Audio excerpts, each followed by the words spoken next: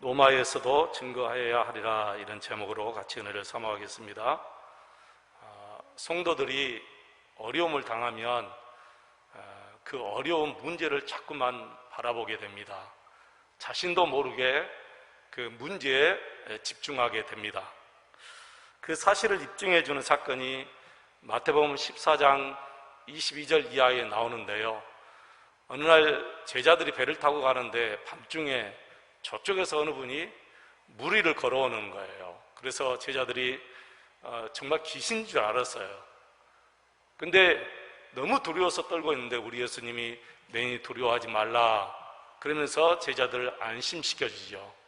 그때 베드로가 그래요. 정말 주님이시라면 저를 명하여 이 무리를 걷게 해 주십시오. 그러니까 예수님이 내게로 오라 그래요.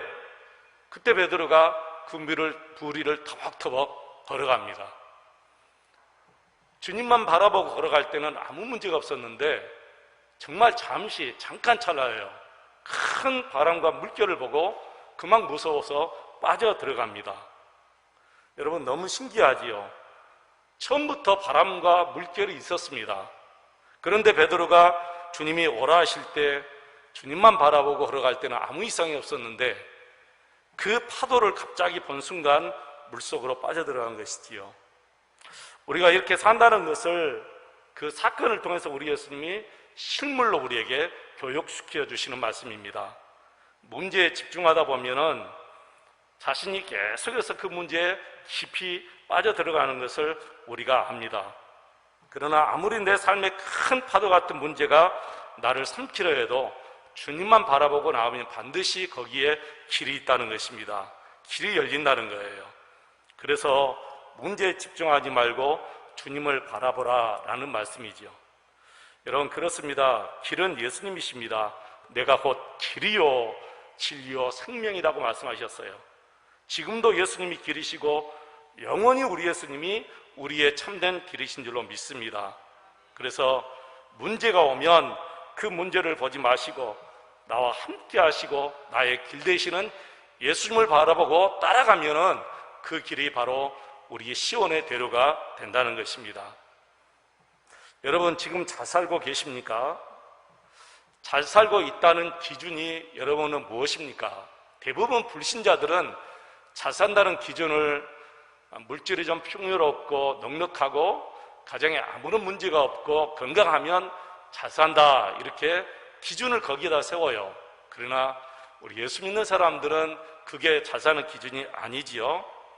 여러분이 잘 아시다시피 우리 그리스도인의 기준은 매일매일 우리 예수님과 함께 사는 것이 잘 사는 것입니다.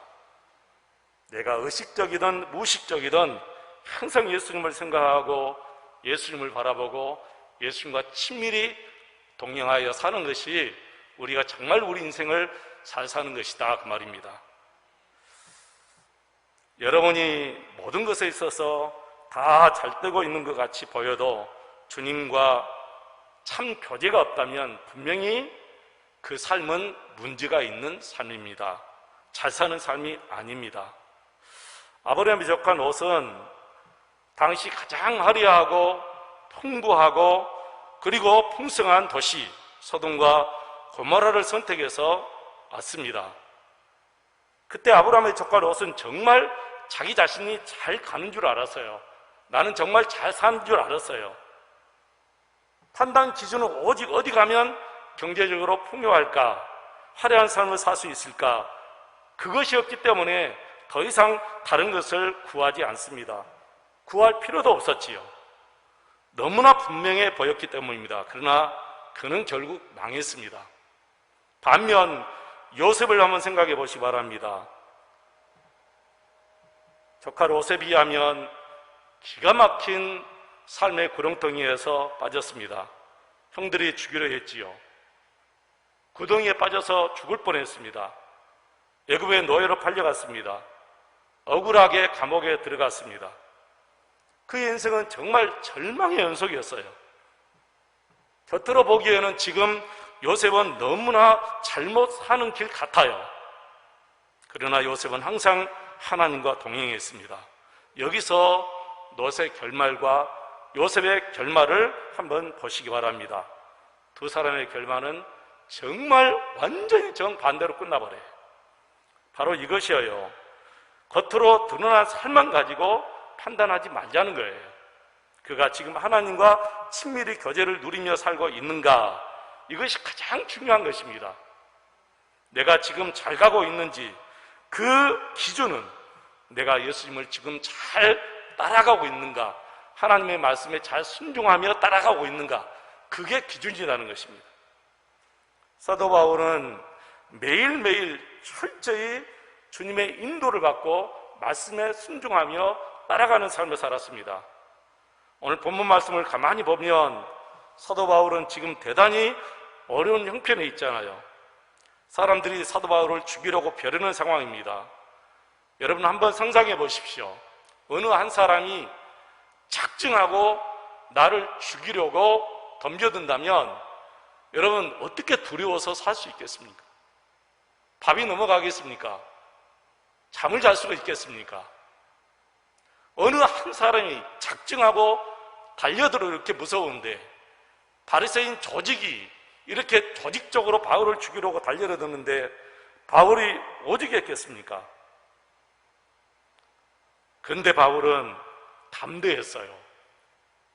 어떻게 이렇게 담대할 수 있겠습니까, 여러분? 그리고 바울은 지금 제수 신분입니다. 이제 신문을 당하고 재판을 받는 상황입니다. 대제사장이 사도 바울의 입을 치라고 명령하기도 했습니다. 사형 판결을 그 자리에서 받을 수 있다고 말이에요. 사도 바울이 대제사장 앞에서 재판을 받을 때 이렇게 고백해요. 나는 지금까지 양심상 조금도 거리낌 없이 하나님을 섬기고 살았노라. 이 말을 듣고 대제사장이 기분이 너무 나빠서 옆에 있는 사람에게 사도 바울의 입을 치라고 명령했습니다. 그때 바울이 그러죠. 당신이 율법을 지키는 사람으로서 스스로 율법을 어기느냐? 바울은 대제사장인 줄 모르고 대제사장이 그렇게 얘기한 거예요. 그때 사람들이 너 저 사람이 누군지 아느냐? 대제사장이시다. 당신이 어찌 대제사장 앞에서 그를 책망하는 투로 이렇게 말할 수 있느냐? 그랬을 때 바울이 이렇게 말해요. 나는 몰라서 그랬습니다. 정말 저분이 대제사장입니까? 그렇다면 나도 그분에게 예의를 갖추어야겠습니다 하고 대제사장에게 예의를 표합니다. 그리고 바리새인과 사두개인의 논쟁을 이용해서 이 길을 벗어났지요. 여러분 당시 유대교 안에 바리새파, 사두개파, 에센파, 사실 이 파들이 굉장히 많이 있었어요. 우리나라에 뭐 장로가 있고 성결교가 있고 순복음 있고 뭐 감리교가 있듯이 그 당시에도 유대교 안에 바리새파, 사두개파, 에센파 여러 파가 있었어요. 그런데 특별히 이 바리새파와 사두개파가 굉장히 대립이 심했는데 왜 대립이 심했냐면은 이 바리새파 사람들은 부활도 믿었고 천사도 믿었고 영도 믿었는데 반대로 사두개파 사람들은 이걸 다 안 믿었어요. 이것을 바울이 알고 이렇게 말해요. 나는 이 시간 부활 문제 때문에 재판을 받는 것입니다. 함으로 그 모임 자체가 완전히 아수라장해져버려요. 바리새인들과 사두개인들이 스스로가 서로 다투면서 바울에게는 관심조차 없고 스스로가 둘이 다투면서 그 모임 자체가 완전히 다 없어지게 됩니다. 우리는 흔히 앞이 캄캄하다고 그럽니다. 모든 것이 혼란스럽고 두려운 일이 계속되는 중에 어떻게 하면 좋을까 생각해요. 그리고 두려워하고 염려합니다. 그런데 바울은 정말 담대해요. 여러분 11절 말씀 같이 한번 보실까요? 23장 11절 같이 읽겠습니다. 그날 밤에 주께서 바울 곁에 서서 이르시되 담대하라. 내가 예루살렘에서 나의 일을 증언하는 것 같이 로마에서도 증언하여야 하리라 하시니라. 아멘. 사도 바울이 담대한 이유가 여기에 있습니다. 사도 바울이 예수님을 만나고 예수님의 지시를 받고 인도하심을 매일매일 받고 살았어요. 그렇기 때문에 사도 바울은 어떤 상황에서도 두려워하지 않고 담대했다는 거예요. 사도 바울은 하나님의 살아계심을 항상 경험하고 살았던 사람입니다. 그렇기 때문에 그 무서운 죽음 앞에서도 그렇게 담대한 것이지요. 여러분, 우리에게도 하나님께서는 바울과 똑같이 동일하게 대하십니다. 사도 바울이 이렇게 담대할 수 있었던 것처럼 하나님은 지금 저와 여러분에게도 이 담대함을 우리에게 주시는 거예요. 사도 바울은 자기가 예루살렘에 와서 결박당하는 제수 신분이 된 것에 대해서 좀 답답한 마음이 있었던 것 같습니다. 성령께서 분명히 예루살렘에 가면 결박을 당하고 환난이 있을 것이다 말씀했지만 사도 바울은 마음은 그랬어요. 내가 빨리 로마에 가서 복음을 증거해야 되는데 이렇게 갇혀 있고 또 이렇게 제수 신분으로 있으면 어떻게 할까? 담대함이 이런 답답함이 마음속에 있었던 것이다 그 말이에요. 사도 바울이 주님을 만나고 깨달은 것이 자신이 결박된 것이 사실은 기도 응답이었지요. 사도 바울은 로마에 가기를 개인적으로 기도해 왔어요.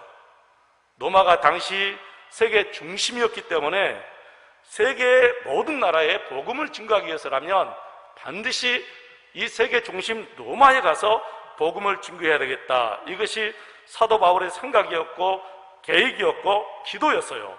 그런데 우리 하나님은 사도 바울의 기도대로 로마로 가도록 하나님께서 역사하셨다는 거예요. 단지 하나님의 방법과 사도 바울의 방법이 차이가 있을 뿐이에요. 사도 바울의 방법은 제수의 몸으로 로마에 가는 것이 아니라 전도자의 신분을 가지고 당당하게 로마에 가서 복음을 증거해야 되겠다. 이것이 사도 바울의 생각이었어요. 그런데 하나님의 생각은 그게 아니에요. 사도 바울을 제수의 신분으로 로마로 가게 했다는 것이에요. 엄청나게 차이가 다르죠, 여러분. 겉으로 보기에는 바울 사도의 생각이 맞잖아요. 누가 제수의 신분으로 로마에 가서 복음을 증거하고 싶겠어요? 겉으로 보기에는 바울 사도의 생각이 하나님의 생각보다 월등히 더 나아요. 그런데 우리 하나님은 바울을 제수의 신분으로 로마로 가게 하십니다. 이유가 뭐죠? 분명한 이유 세 가지가 있어요. 첫째는 제수였기 때문에 거기서 높은 사람을 만날 수 있었다는 거예요. 왜 그러냐면은 바울 사도는 일반 제수들이 갇히는 그런 감옥에 들어간 것이 아니라 그 당시 최고의 권력자들이 들어가는 그런 감옥에 바울 사도가 가게 됐단 말이에요. 그래서 그 로마 감옥에서 일반 사람들이 아니라 제수의 몸으로 총독을 만납니다.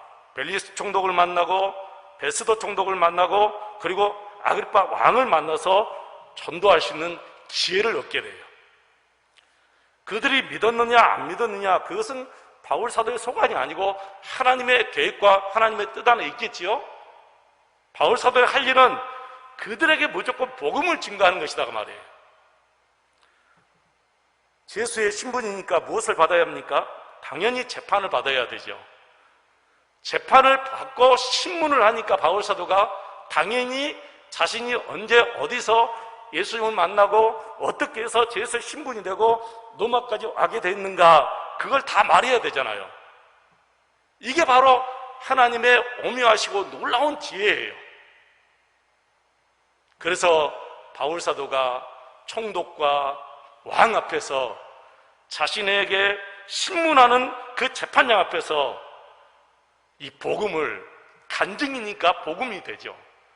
그리고 이 복음을 증거하는데 결국에는 이 간증이 성경이 돼서 우리에게 오늘 읽게 된 거예요. 놀라운 하나님의 지혜다고 말해요. 상상할 수 없는 하나님의 지혜예요. 우리는 성경을 보니까 그렇구나 하지만은 바울 사도가 생각했을 때는 막 얼마나 기뻐서 막 뛰어다녔겠어요. 내 생각은 이것이 아니었는데, 내 생각은 내가 평안하게 진짜 선지자의 신분으로, 선교사의 신분으로 넘어와서 담대하게 복음을 증거하고 싶었는데 하나님의 계획은 이것이었구나. 내 지혜는 아무것도 아니었고 내 생각은 정말 아무것도 아니었구나 라고 너무너무 기뻐서 뛰었을 거예요. 가끔 우리도 그러잖아요. 정말 하나님께서 이렇게 인도하시려고 예전에 나를 이렇게 인도하셨구나. 지금 이런 결말을 주시려고 하나님께서 예전에 나를 이렇게 인도하셨구나.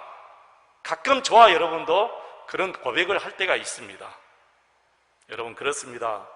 바울의 재판 기록은 그 자체가 간증이고 복음이고 그래서 성경이 되었다고 말해요.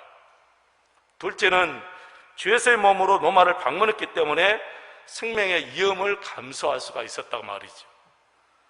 사도 바울이 선교사로 로마에 갔다면 아마 로마로 가는 도중에 바울이 암살을 당했을 것입니다. 실제로 바울을 암살하려고 조직이 세워졌었잖아요. 그러나 우리 하나님께서는 바울을 보호하기 위해서 군대 지휘관 천부장을 세워서 바울을 보호해 주십니다. 그리고 정말 로마 군인들이 바울을 호송하면서 완전하게 로마까지 도착하게 하십니다. 기가 막힌 하나님의 지혜 아닙니까, 여러분? 셋째로 예수의 몸으로 로마를 방문했기 때문에 아무런 값을 지불하지 않았다는 것입니다. 당시에 로마로 가려면 굉장히 많은 돈이 필요하잖아요. 바울이 무슨 생업이 있습니까? 무슨 직장 생활을 했습니까? 무슨 사업을 했습니까? 아무런 돈도 없습니다. 그런데 전혀 한 푼 들이지 않고 정말 배 안에서 국가가 대주는 좋은 음식을 먹고 그리고 로마 군인들의 호송을 받고 안전하게 로마까지 갈 수가 있었다는 거예요. 여러분, 이것이 하나님의 지혜예요. 겉으로 보기에는 바울 사도의 방법이 옳고 정말 멋지게 보이지만 아니다고 말해요. 하나님의 방법, 겉으로 보기에는 정말 이것이 아닌데 하는 그 하나님의 방법이 결국에는 가장 지혜롭고 뛰어났다는 것이죠. 근데 그 현장에서는 잘 몰라요. 누구나 다 그래요. 현장에서는 이것이 아닌데 이것이 아닌데 이렇게 생각해요. 그러나 지나고 나면 하나님의 방법이 정말 옳았구나라고 인정하는 것이지요. 사랑하는 성도 여러분, 나는 예수 믿고 하나님이 내게 복을 주신 것을 믿는데 왜 나에게 이렇게 어려움이 있을까? 그런 생각 드십니까? 낙심하지 마시고 실망하지 마시고 주님만 바라보고 가시기 바랍니다. 우리 예수님께서 답을 다 가르쳐 주시고 우리 예수님께서 길을 다 열어주시잖아요. 여러분에게 고난이 있다면 분명히 그 고난을 통해서 말씀해 주실 거예요. 물론 하나님의 음성을 가지고 이렇게 하거라 그렇게 하진 않지만은 말씀을 통해서 여러분에게 다 가르쳐 주신다는 거예요. 그래서 우리가 항상 하나님의 인도를 받고 살아야 합니다. 하나님의 인도를 받고 살지 않으면 맨날 여러분의 지혜로 살아야 돼요. 여러분의 지혜, 사람의 지혜가 얼마나 여러분 무지할 때가 많습니까? 심지어는 사람의 지혜, 자기 지혜가 자기를 가두고 자기를 망하는 길로 인도할 때가 너무너무 많잖아요. 그래서 우리는 하나님의 지혜를 앞세우고 언제나 내 지혜가 아니라 하나님의 지혜로 그 인도함을 받고 살아갈 수 있도록 해야 된다는 거예요. 우리가 혼돈스럽고 두려운 일이 많은 중에도 담대한 비결은 항상 이렇게 바울사도처럼 예수님을 만나고 예수님의 인도를 친히 받는 것입니다. 이렇게 길을 아는 자에게는 염려도 없고 두려움이 없어요. 바울은 계속해서 주님의 인도를 받고 사니까 그 길을 알지요. 어려워도 고난을 당해도 이것이 하나님의 길이다 알기 때문에 그 고난 속에서도 담대한 거예요. 염려하지 않는 거예요. 마찬가지입니다. 저와 여러분에게도 우리 하나님께서 지금 그 길을 우리에게 보여주셔요. 여러분 지금 예배 끝나고 여러분 집에 돌아가실 겁니다. 돌아가시면서 어디로 갈까 염려합니까? 두려워합니까? 아니죠. 전혀 염려도 하지 않고 두려워하지도 않아요. 왜 그러죠? 여러분 집에 가는 길을 너무너무 잘 알기 때문에. 우리 인생의 길도 마찬가지예요. 우리의 인생의 길을 우리가 모르면 염려스럽고 두렵습니다.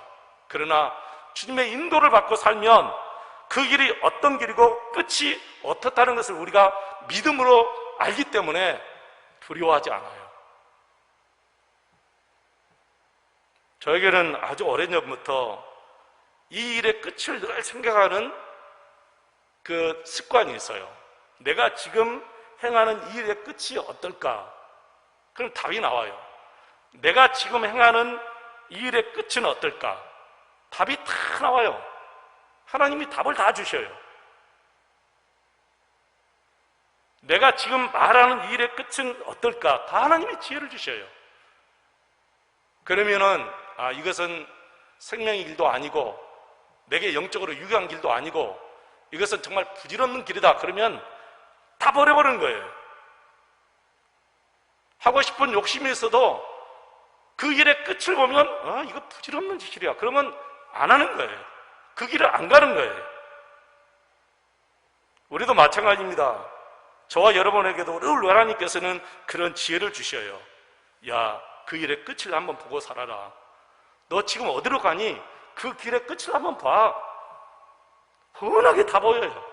훤하게 다 보여. 그런데도 자기 욕심 때문에 하나님께서 보여주시는데도 하나님께서 지혜를 주시는데도 결국에는 자기 욕심을 버리지 못하고 그 길을 가는 거예요. 우리는 눈으로 보는 것과 귀로 듣는 사람의 말에 자꾸 흔들려요. 너무너무 많이 흔들려요. 눈으로 보는 것, 귀로 듣는 것 무시해서는 안 되겠지만 사람의 그 말에 자주 흔들려서는 안 됩니다. 그 말에 하나님의 말씀을 대입시켜서 어떤 것이 옳은 길인가, 어떤 것이 영적으로 유익된 길인가를 하나님의 말씀과 내가 눈으로 보는 것과 귀로 듣는 것을 대입시켜보면 금방 나와요, 여러분. 골리앗과 다윗 이렇게 대조시키면 겉으로 보기에는 진짜 골리앗이 단 한순간에 다윗을 무너뜨릴 수가 있죠. 그러나 실제 싸움에서는 다윗이 이겼잖아요. 우리가 이것을 생각해야 돼요. 우리 눈으로 보는 것 화려하고 우리 귀로 듣는 것 정말 유혹스럽죠. 정말 눈으로 보는 것처럼 내 귀로 듣는 것처럼 내 앞길에 환한 이런 큰 일이 있을 것이다 생각하고 뛰어들면 안 돼요. 언제나 작지만 세미하지만 하나님의 말씀, 하나님의 음성을 대입시켜 보아서 이것이 영적으로 유익이 되지 않는 길이고 부질없는 짓이라면 여러분 가지 마십시오. 행하지 마십시오. 미련 없이 바울사도처럼 배설물처럼 버리시기를 축원합니다. 어떻게 사도 바울처럼 이렇게 항상 우리가 주님과 동행할 수 있을까요, 여러분? 어떻게 하면 사도 바울처럼 정말 주님과 이렇게 친밀히 동행할 수 있을까요? 한 가지밖에 없습니다. 훈련입니다. 훈련. 무슨 훈련입니까? 매사에 주님을 생각하는 훈련이에요. 매사에 주님을 생각하는 훈련. 이 훈련이 계속해서 돼야 돼요. 여러분, 부부가 처음 만나면 의식이 됩니까? 의식이 안 됩니까? 의식이 돼요. 양말 하나 벗어 놓는 것도 의식이 되는 거예요. 처음에 결혼해서 속옷 벗어 놓으려는데 이게 의식이 돼가지고 굉장히 힘들었어요, 내가. 이거 보통 문제가 아니에요. 그렇다고 내가 빠질 수도 없고, 그렇다고 이제 결혼했는데 새각시에게 속옷을 던져놓을 수도 없고, 너무너무 의식이 되잖아요. 근데 지금은 여러분 어떨까요? 그냥 의식이 안 돼요. 있어도 의식이 안 돼. 처음에는 그렇게 의식이 돼요. 나가서 몇 시간만 더 의식이 돼요. 그래서 전화해 줘야 되잖아요. 밥을 먹는데 의식이 되니까 또 전화해 줘야 되고, 항상 의식이 돼요. 이렇게 오래 살면은 이게 의식을 안 하면서도 무의식 중에도 의식이 되면서 이제는 자연스러운 관계가 돼버리는 거예요. 여러분 그러잖아요. 부부가 살면서 이제 자연스러운 관계가 되면서 같이 함께 하나가 되어 살아가는 거예요. 이게 바로 우리 예수님과 하나 되어 살아가는 훈련이며 마지막 결말이에요. 여러분 의식하지 않으면서도 하나 되는 놀라운 삶, 이것이 부부의 삶이듯이 우리와 예수님의 삶이 이렇게 된다는 거예요. 매일매일 우리 예수님과 함께 살면서 우리 예수님을 의식하는 그 훈련을 계속해서 하시기 바랍니다. 의식적으로 아침에 눈을 번쩍 뜨면 지금 무엇을 가장 먼저 생각하십니까, 여러분? 예수님의 생각이 나면 지금 훈련되어 가고 있는 거예요, 여러분. 근데 아침에 눈 떠서 예수님 생각 안 나시면 오늘 훈련해야 돼요. 의식적으로 훈련해야 돼요. 그 훈련을 계속 해나가야 돼요. 우리 한국 교회 성도님들이 가장 이게 안 되겠어요. 성경 공부도 많이 하고 어떤 훈련도 많이 받고 정말 무슨 쌤이라도 많이 다녔는데 진짜 훈련 안 된 것이 예수님과 함께하는 의식적인 훈련이 안 돼 있기 때문에 결국에는 신앙 따로 생활 따로가 돼버리는 거예요. 여러분 컴퓨터에 들어가서 신앙생활 한번 쳐보세요. 띄었으면은 밑에가 빨간 줄이 딱 그어져요. 틀렸다는 거예요. 붙이라는 거, 붙이라는 거. 신앙생활 붙이라는 거예요. 띄웠으면은 빨간 줄이 있어가지고 틀렸다. 그러니까 붙여라. 그러면 신앙생활 붙이면 이 빨간 것이 없어져요. 이게 맞다는 거예요, 여러분. 신앙생활은 하나지 신앙과 생활은 분리될 수가 없다. 근데 왜 자꾸 분리되는 삶을 사느냐? 예수님을 의식하지 않고 예수님 따로 나 따로 사니까 결국에는 신앙과 생활이 따로가 돼버리는 거예요. 그래서 지금 대한민국의 교회가 불신자들에게 큰 지탄을 받는 것 중에 하나잖아요. 목사님들이 그러니까 너무 괴롭고 성도들이 그러니까 너무 괴롭고 어떤 분이 사진 찍어서 보내왔는데 식당 문에 교회 다니는 사람 받지 않습니다. 그걸 세상에 붙여놓은 식당이 있어요. 그걸 찍어 보내왔더라고요. 기가 막히는 실험입니다. 이 정도로 기독교가 바닥을 쳤어요. 다시 회복해야 돼요. 뭘로? 우리가 예수님과 함께 매일매일 동행하는 신앙생활을 할 때 바로 분명히 회복될 줄로 믿습니다. 저는 분명히 회복됩니다. 우리에게 달려있어요. 누가 대신 우리의 삶을 살아줄 수 없는 거예요. 여러분 신앙생활은 하나지 떼어놓을 수가 없습니다. 항상 예수님을 의식하며 예수님과 함께 사는 저와 여러분 되시기를 축원합니다. 이제는 바울이 그렇게 살던 것이 아니라 우리가 사도행전 29장을 써내려가야 돼요. 바울 사도처럼 이렇게 우리가 살아야 되겠다. 저와 여러분의 삶이 그렇게 되기를 축원합니다.